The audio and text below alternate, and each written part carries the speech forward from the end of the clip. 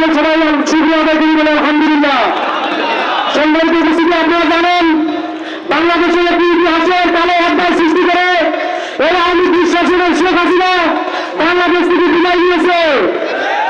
2006 সালে 28 October godmother Sheikh হাসিনার নির্দেশে বাংলাদেশ জামাত ইসলামী ছাত্র শিবিরের ভাইদের উপরে